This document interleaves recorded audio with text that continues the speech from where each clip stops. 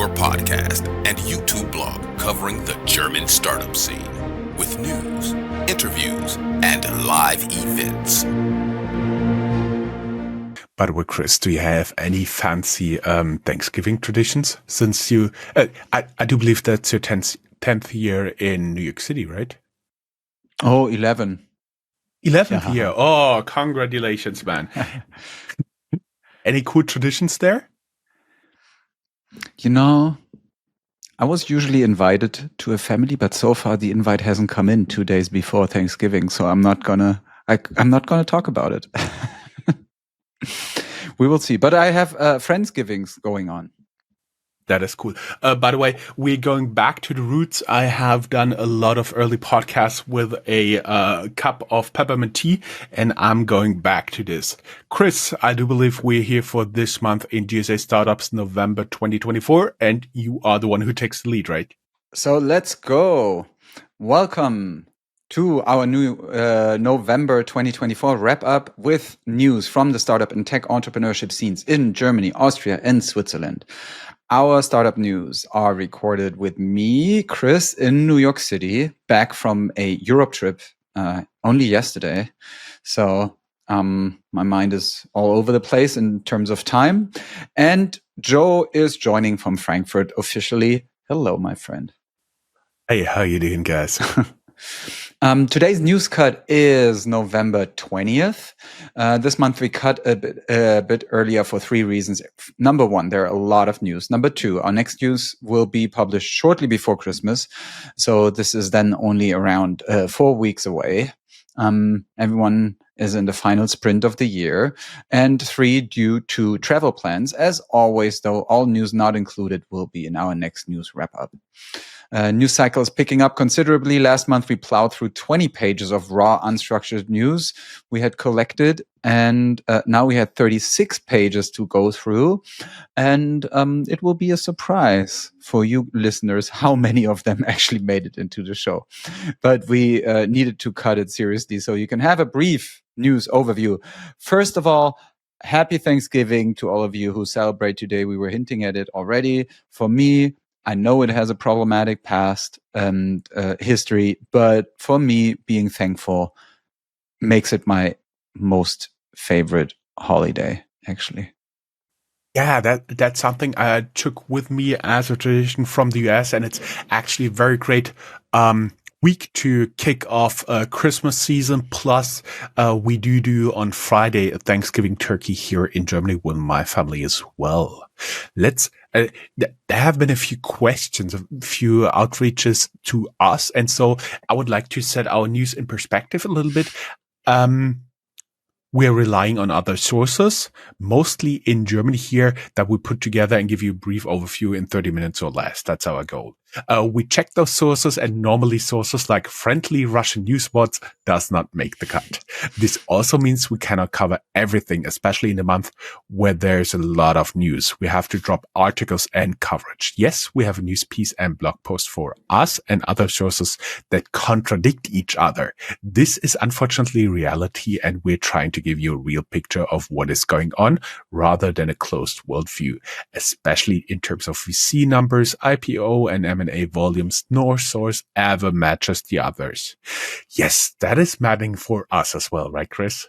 Yes. With our own blog posts, we try to give you a broader view of the overall picture as well as with these news. Think about them as small piece of a bird's eye view, especially in our blog posts. That's where we try to cover something nobody else does, especially focused on GSA. With our regular startup interview, we zoom in much further. This should give you a great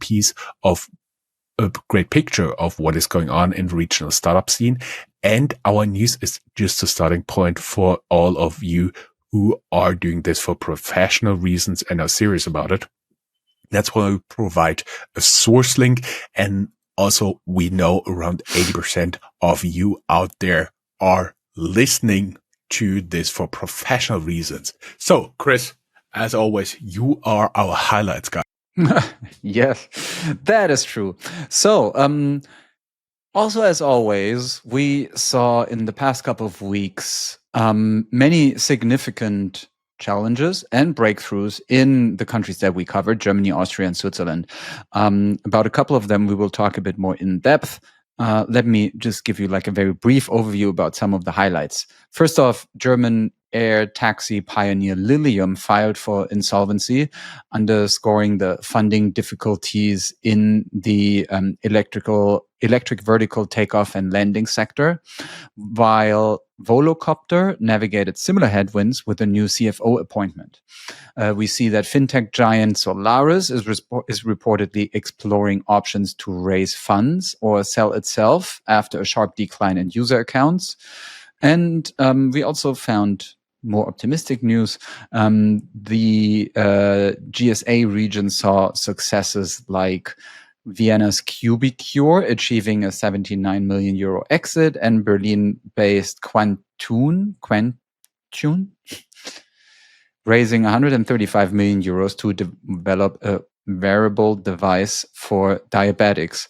This is the worst sentence for German. Develop a wearable device for diabetics, marking a step forward in tech startup news. Chris, I do my best to make it hard for you. V&W. After 11 years, it's still a struggle. As said before, we threw out most fundraising announcements below 10 million euros or US dollars, but we still have almost $250 million in new funding in this news update today. European startups continue to show resilience despite a challenging funding environment. We have Atomico's State of European Tech 2024, which says that the continent now hosts 35,000 early stage startups, a fourfold increase in the past decade, and putting cities like Berlin and Vienna on the map as global innovation hubs. Highlights this month include Aleph Alpha's AI partnership with Deutsche Bank and 415 Capital's 150 million euro fund announcement for medical innovation. So yeah, we see that Europe's influence in the startup scene is growing. Investors are being attracted even in the middle of political and economic uncertainty. So let's get going with more updates. First off, though, you have some scheduling to announce. Yes, expect the next news to drop every Thursday a month, and our last regular news episode will go live on December 19th.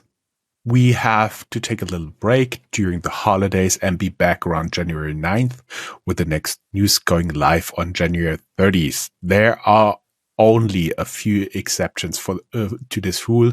They include the summer wrap up on Labor Day each year, first Monday in September, where we wrap up July and August. Chris, I do have a question for you. I'm already done with my Christmas present shopping even before the Black Week. How about you? Are you last minute shopper? Nervous laughter on my end. Of course, I haven't shopped anything yet. And yeah, what can I say? All I'm saying is, I guess it's different when you have children. On average, Germans will spend 533 euros, something like 550, 560 US dollars for all the Christmas presents, according to a IDW study. Our podcast, video and audio will go live during different times on Thursday, November 29th. As always, we try to publish our audio podcast very early, 6 a.m. German time, and the video podcast goes live during noon. Our enablers, this recording is supported by HTI and the Enterprise Europe Network, and our partner Modern IQs, where you can get 2 free SEO pieces a month. Chris, handing over to the top 5 news. Let's do it. So, I already hinted at it. Air taxis are still riding headlines, and Volocopter got a reprieve with government funding. Lilium, though, in Germany did not, and had to file for insolvency now, despite being IPOing and Nasdaq in the past. If you're reading between the lines here, it seems as if funding for both has dried up a bit, and Volocopter has treated its early backers badly enough, so that crowdfunding may not be an option right now. You can be sure, though, that Lilium also took a look at issuing new shares, but had to decide against it. So, yeah, I mean, it's still like a wild sector to me because no one really knows when it will finally take off. But still, yeah, I don't know. It seems like it's also an industry that is so much connected to the times we live in, and probably with so much criticism against airlines in general in terms of climate change. How big is the hunger actually for these for these kind of companies? Volocopter also considered a SPAC deal that fell through in 2021. So yeah, we really see that both companies are struggling to get funding for the air taxi plans to get to mass production. And on top of it all is that way of transportation is not really approved yet anywhere else. So or anywhere. So it's a tough job. But since we are the hopeful podcast here, we obviously appreciate them fighting on for their big dream. Lilium, as we said, filed for insolvency amid financial struggles. We have some more in-depth analyses in our show notes about this. The German air taxi manufacturer had several unsuccessful attempts to resolve its cash crisis, despite their plans to revolutionize urban travel with the eVTOL aircrafts. The company faced significant funding challenges and regulatory hurdles. The shares have plummeted. The anticipated 100 million euro loan from German state-owned bank KfW was blocked, and that further exacerbated their financial woes. They are also looking for investors in Saudi Arabia now, it seems. And they also face a potential class action lawsuit in the US. Investors are alleging that they were misled about the company's financial health and technological capabilities. So, yeah, we also see that they have legal challenges moving forward, which definitely makes funding even harder. Volocopter, though, on the other hand, I already said it, appointed a new CFO in the middle of all these industry challenges. His name is Oliver Vogelgesang. It's a strategic move that the company uses to navigate the landscape in urban air mobility, because also, obviously, this guy needs to strengthen the financial leadership within the company and also secure necessary funding. An uphill battle there, too, definitely. Moving on to a different industry, Aleph Alpha partners with Deutsche Bank to enhance AI capabilities. Aleph Alpha being a leading AI startup, now in that strategic partnership with like a very traditional German bank. I guess in the 80s or 70s, you would say this is like the epitome of German industrial and company pride. The collaboration aims to leverage Aleph Alpha's advanced AI models to enhance the bank's services, particularly in natural language processing and in data analysis. So they're looking to make significant steps in integrating AI into the financial services of a big traditional company like Deutsche Bank. Solaris, the Berlin-based fintech firm, has experienced a significant decline in its account numbers, dropping from nearly 8 million during high times to now only approximately 2 million at last disclosure. So basically losing 75% of the customers. The reduction is primarily due to the loss of major clients, including Trade Republic and Vivid Money. They have transitioned to other banking partners, but despite the setback, Solaris remains committed to its banking as a service model, focusing on partnerships and technological innovation to regain its market position. The company is actively seeking new collaborations to expand its service offerings and enhance customer experience. They are either raising funds or selling the bank outright. So also a bit of a troubled story here, leading to a bigger scope where we can see that also the political scene offers or provides uncertainty for startups in Germany because the German coalition government collapsed, as many of you might know. basically the Germans woke up the day after the US election to Donald Trump winning the election, and they went to bed with their own government falling apart. That must have been quite a wild Wednesday for the Germans. And now we see that the end of that coalition government, which was the Social Democratic Party, the Green Party, and the pro-business Liberal Party, that this end of this coalition introduces significant uncertainty as experts anticipate delays in funding programs like the 12 billion euro WIN initiative, which potentially could be postponed until 2026. This also obviously disrupts financial planning and growth prospects for emerging companies, and it underscores the need for a stable government to foster innovation and economic development. So troubling times here as well, or turbulent times at least. Those are the big stories that we have. Let's talk about ourselves. Yeah, I do believe that's also a big point in, we will later see that the business climate also took another dive. I do believe this uncertainty and that there is currently no government in full power right now. We'll have an election, I do believe, in February, right, Chris? Sometime in February, because the Liberal Party left a 3-party ruling coalition, and you can really tell that the economy would be in need now of a government-funded stimulus program. But since they don't have a majority anymore, that is going to be a pretty bad winter, I do believe.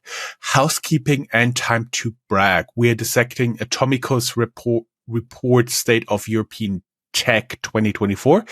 It has a mere 366 pages, and we're currently crafting a series of posts on our blog to give you the most important information in bite-sized pieces. We found a pretty high-level article on FAZ, Frankfurter Allgemeine Zeitung, one of Germany's most circulated newspapers, I would say. This is a translation. The future might look brighter for Europe, according to State of European Tech reported by Atomico. The report highlights that Europe currently boasts 35,000 early stage tech startups, more than any other region worldwide. This is a 4-fold increase over the past decade. More entrepreneurs have launched new startups in Europe than in the US. 2024, 16,000 individual founders were found in Europe for the report. There's also significant progress in startup funding, at least in the early stage. In 2015, London was the only city in the global top 10 startup hubs by funding raised for early stage startups. This year, London has claimed the second place globally, with Berlin and Paris joining the top 10. According to Atomico, Europe's investment in startups are growing faster than in any other region. Over the past decade, the average annual growth rate of startup funding in Europe has been 13%. By comparison, the US saw an average growth of 8% and China lagged with just 2%. They also are pretty upbeat. Atomico writes, we're seeing more startups, more ambitious ideas built to solve harder problems. The overall universe of companies has grown 4.7 times in the last decade, with as many early stage companies as any other region, and an 8-fold increase in growth stage firms. As we said, have a look at our blog. I do believe we're currently at a stage where this is dissected into 16 different blog posts. If you're interested working with us, reach out, subscribe, and follow on our link tree, and I hand over the ecosystem to Chris again. I feel as if I get to do all the good parts today. So first off, let's look at the worldwide ecosystem for startups. We found a couple of articles and analyses there that we think are worth talking about.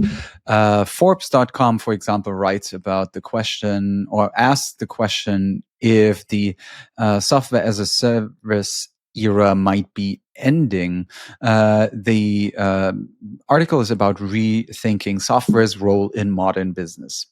Sifted has a couple of VC predictions for the fourth quarter of 2024, which we're right in the middle of. What startup and investors need to know. You can find the link in our show notes. Then we have the third annual ESG FinTech 100 highlights.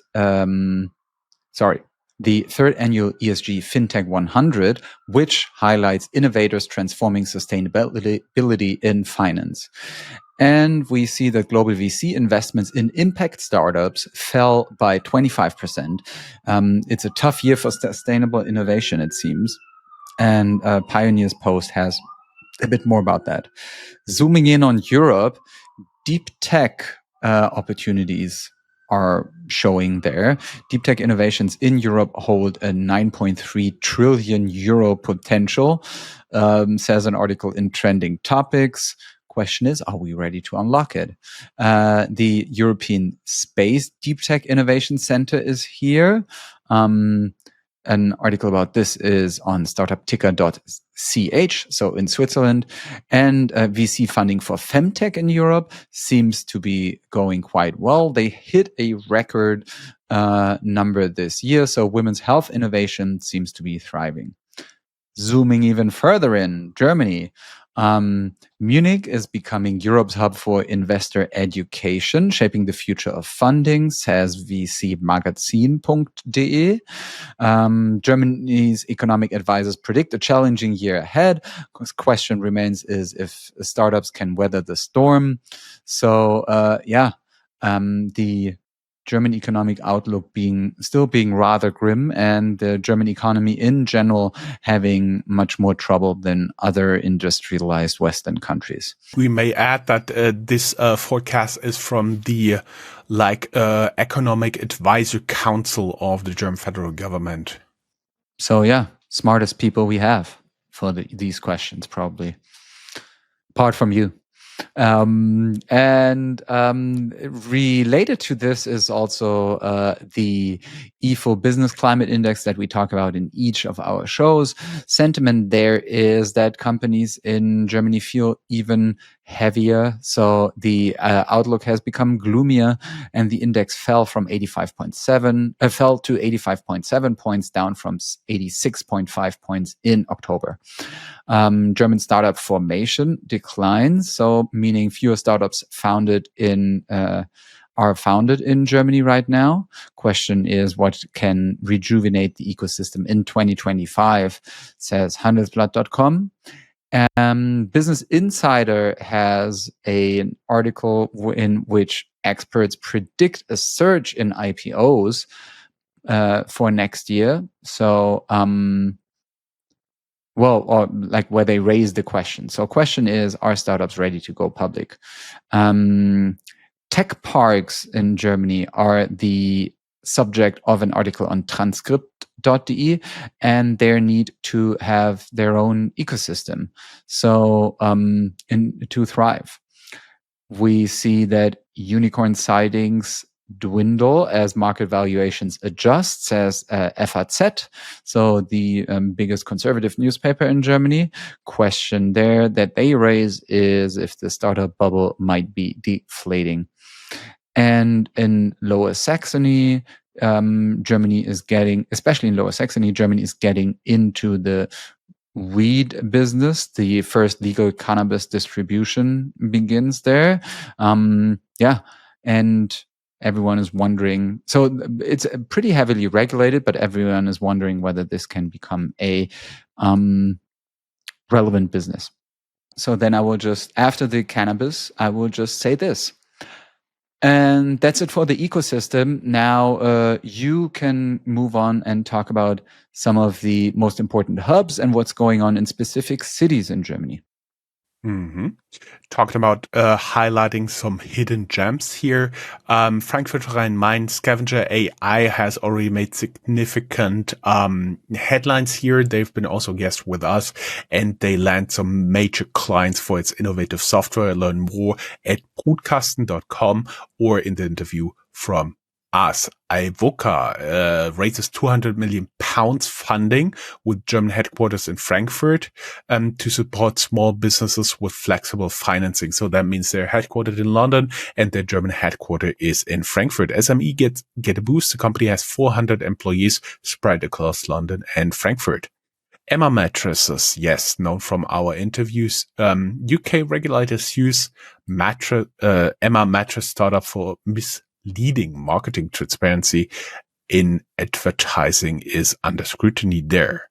And we do have, we do have the Dutch neobank Bank now offers equity trading. The blog Finance Forward learned that the custody feature is made possible by Frankfurt-based Ginmon in the background. Berlin-based Analytics backs 8 million euros. Interestingly, we just had an interview with them last week. We talked before the interview about the fundraising, but we could not tell about it because it was not announced yet, so it's not part of the interview. Passau, My Müsli, what would we say? Is there an equivalent in the US? It's basically putting together your favorite breakfast cereals. Their valuation plummeted to 30 million euros, which is pretty good because many startups would aspire to be valued at 30 million euros. But a former stock market hopeful was rumored at a 250 million valuation at the IPO. So that is quite a drop. Leer in Ostfriesland. Chris, how to explain Ostfriesland? It's on the very northern, it's on the shores of Germany of the North Sea, right? It's pretty flat. It's very flat, and actually a very good friend of mine teaches business at their university. Okay. Industrial software firm Futero acquires Orga Data, signaling a new growth in the sector. Chris, you are the Austria guy. Yes. So also a couple of hub news in Austria. I already spoke about Cubicure because they had a 79 million euro exit. It's a Vienna-based 3D printing startup. And so congratulations to them. That's quite a significant number. We see that a medtech company in Steyr, an Austrian state. Good Lord. Looking for the word. So the Styrian medtech company filed for insolvency with 16 million euros in debt. Quite a blow for the health tech sector there. We see that Bitpanda is exploring a potential Frankfurt IPO. It's Bitpanda, as a little reminder, is an Austrian crypto company. And we see that the Green Startup Center, that Austria opened a Green Startup Center in Leoben. I have to apologize if any Austrians are listening and I don't know how to pronounce their city. Chris, don't worry about it. You told us you're still jet lagged. Yes. No particular news from Switzerland now, but we will get back to a couple of big fundings there later on, because now we are moving on to the general news section with VC news and new funds in case someone is looking for money. As always, just a selection. We already talked about that Germany sees a decline in active startup investors. We see that Berlin's startup scene faces also venture capital shakeup. Question is here how to navigate that evolving investment landscape. Manager Magazine has an article about this. Nico Rosberg, former Formula One driver, his venture fund is investing in Tourlane and MedKit Dog. We have a couple of articles about this, and Impact VC is expanding into Germany. They are launching an own chapter pushing sustainable investing there. And 415 or 415 Capital announced a 150 million euro second fund to support breakthrough innovation in medtech. Moving on to green tech. Yes, Chris, I hear sirens in the background, so you're off the hook for the bagel today. BASF to build the world's largest heat pump, pushing the boundaries of sustainable energy. Going to the fintech news, as we said, Bitpanda considers an IPO in Frankfurt this time. N26 revenue milestone. They hit 440 million euros in revenue, but still keep growing. Fintechs, Qplix raises 25 million euros from Partech. The fintech counts also Deutsche Bank amongst its investors, and Finanzen.net sold, including Neobroker. Finanzen.net, the website, sold, including its neo-broker by Axel Springer, in a strategic shift in fintech. According to the report, the transaction is valued around 400 million euros. Trade Republic expands. They're exploring new opportunities, launching crypto app Alpha Link, and Right Capital struggles, filed for insolvency. They struggle to find new investors to keep operating. Going into general news, Kaufland and Google partnership. Kaufland has for me been always a pretty conservative retailer, but they now partner with Google for tech forward initiative. Amazon exits food delivery in Germany. Amazon shut down its grocery delivery in Germany, but they are now partnering with Knusper. So how would you translate Knusper, Chris? Like crispy? Yeah. Something like this. Yeah. They partner with Knusper, not really for delivering fresh food, but packaged food. Tesla loses market share in Germany. They struggle to maintain their market share in Germany as competition heats up. Cantaneo acquisition. Brand engagement network acquires Munich Cantaneo for $195 million. Startup talent challenges. Startups crave international talent, but visa delays hold them back.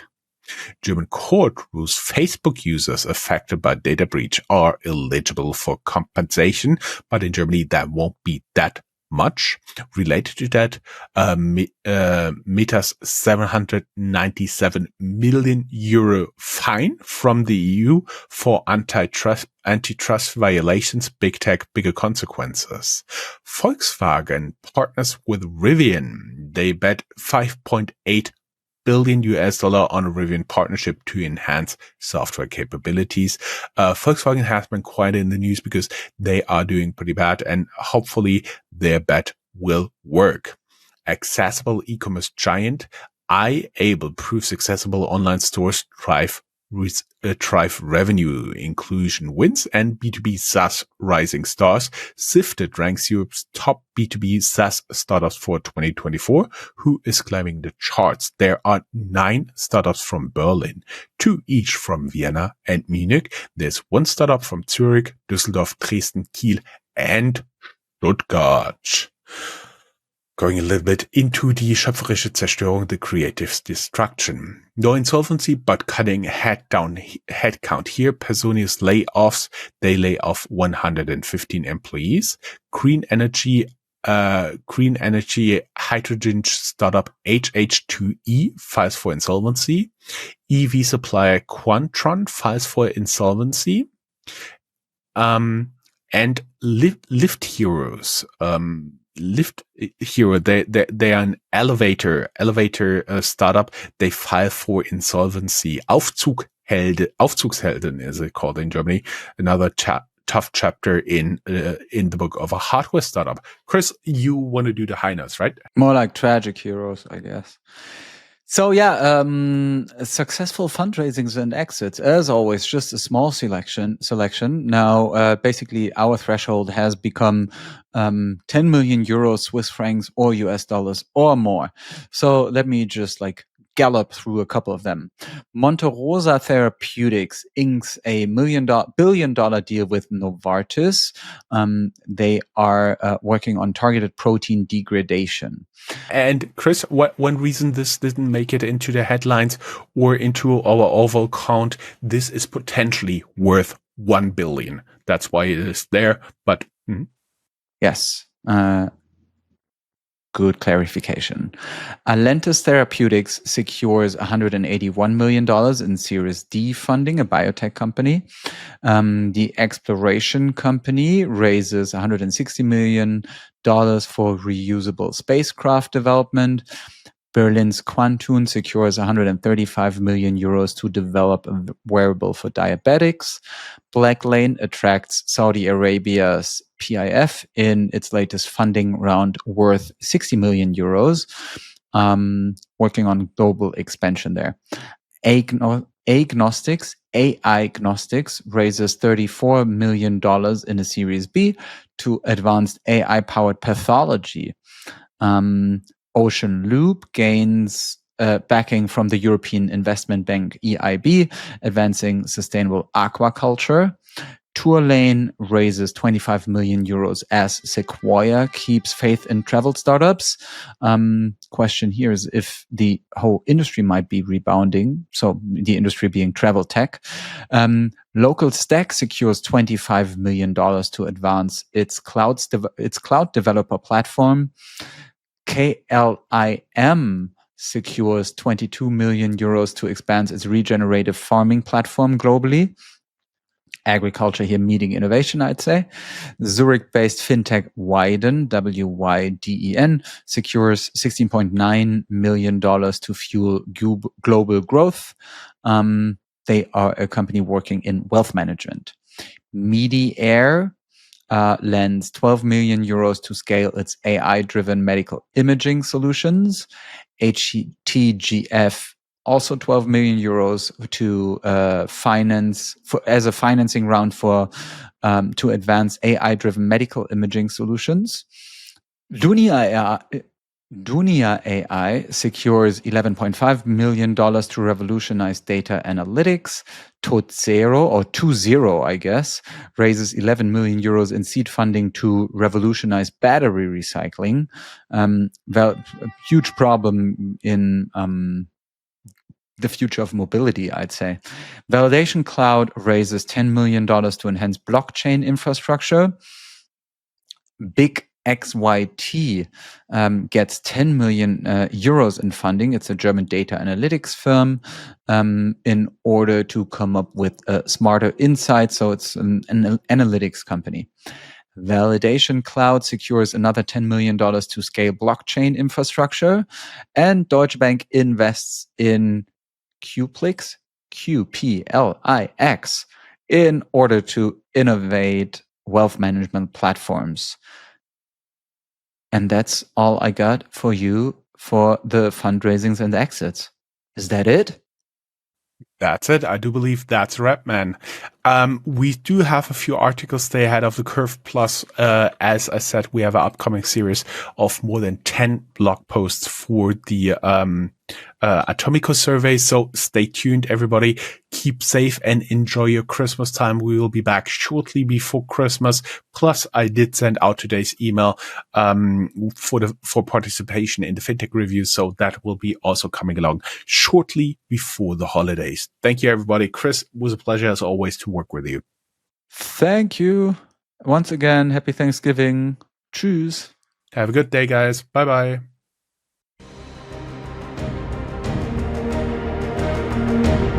That's all, folks. Find more news, streams, events, and interviews at www.startuprad.io. Remember, sharing is caring.